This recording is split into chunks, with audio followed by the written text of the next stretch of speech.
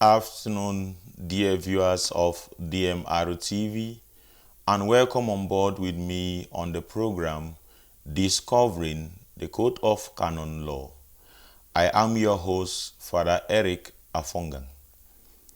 Last 2 weeks, we looked at the history of the Code of Canon Law, and as part of our last edition, we looked at the 5 revision processes which the Code of Canon Law saw itself as it matured into what we have today as the 1983 Code of Canon Law.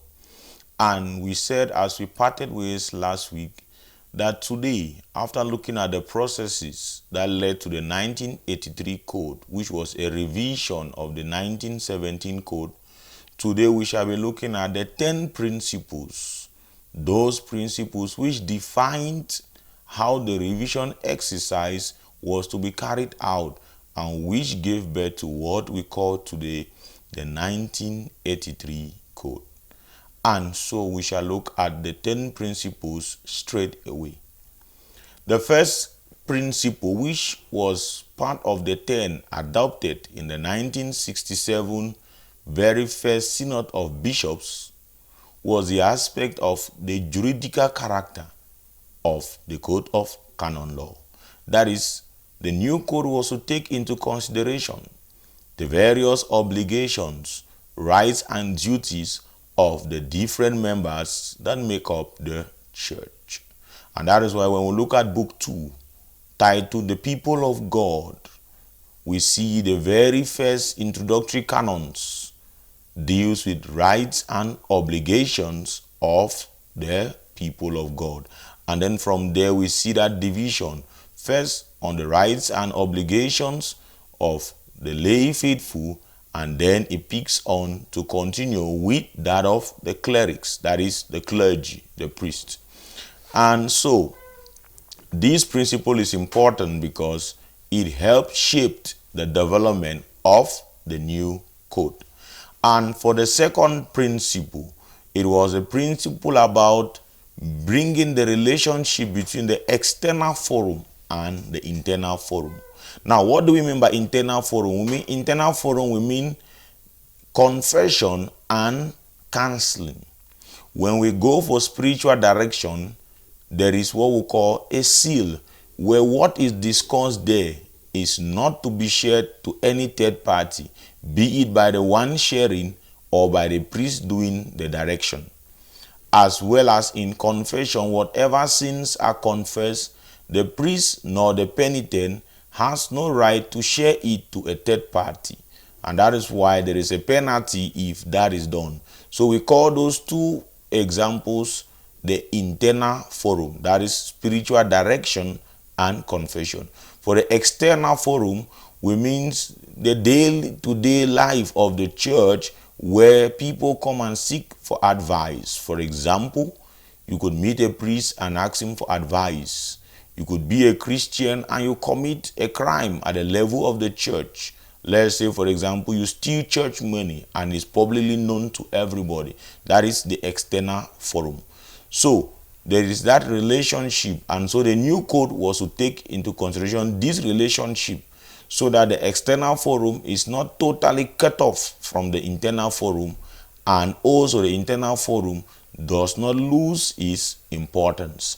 And for the third, it has to do with the caring for souls. Remember, Canon 1752 says the greatest law is the care of souls. And so this new code had to emphasize that point, that aspect of the salvation of souls, where souls are to be properly pastored. And then we also have the fourth principle, which had to do with the relationship between the supreme legislator and the bishops, that is the Pope and the bishops. There are certain rules or canonical mandates which are being set, which sometimes at the level of the papacy do not give the bishops the authority to interpret them in their dioceses in a different manner. That is the permission for them to say otherwise from what the law says. And so one of the things the new code was to take into consideration was the fact that when the Pope gives a law or legislates something, if it is something which can be done by the bishops, then it is left for the bishops. But when it is something which the bishops cannot change and are to abide by it, then they are to follow it. And then for the fifth, it has to do the principle of subsidiarity, wherein when the Pope wants to give a legislation, it should be considered that if it is something which at the level of the local diocese, the local church, the bishop can do, then there is no need for the Vatican to issue it from the Pope. That is, the bishops also have allowances to make certain rules and regulation at the level of their own dioceses. So those are 5 key principles. And for the seat principle, we see here the issue about the use of power, which is not to become arbitrary, which means each and every Christian has a dignity and a role to play at the level of the church.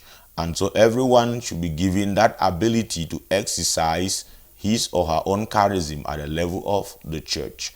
Then for the 7th, it has to do with the issue of practice, wherein inasmuch as the code is about rules and regulation, individual rights are to be respected.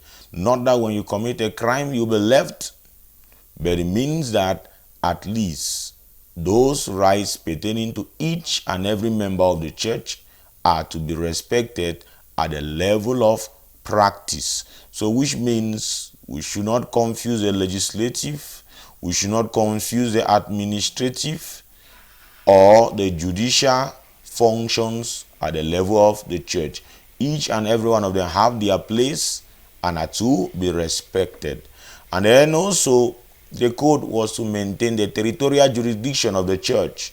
And that is why the very first canon of the 1983 code reminds us that this code concerns those of the Latin Rite. So which means it handles a particular territorial jurisdiction.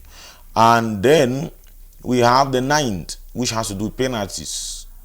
It says generally before someone is penalized, they should be given a hearing and a judicial process is followed, which means you incur a sentence ferende sententiae. And for cases that will imply the application of the sentence late sententiae, it was agreed that those opportunities be minimized so that people at least could be shown some mercy and rather given ferende sententiae sentences. And last but not the least was about organization. That is, the new code was to be properly organized and well planned. And that is why it is divided into 5 books. Book 1, which is about general norms, laying the foundation which every other norms that follow will pick up from there. Book 2 about the people of God, where we see the different structures in the church, the different rights and privileges of the different members of the church. Book 3, which has to do with the munus docendi, the teaching office, gives us how the church should go about the teaching mandate of the gospel given by Christ. And then we have book 4 about the sanctifying office, the munus sanctificandi, how we sanctify ourselves at the level of the church. There we see sacraments, sacramentals, sacred places, and sacred times.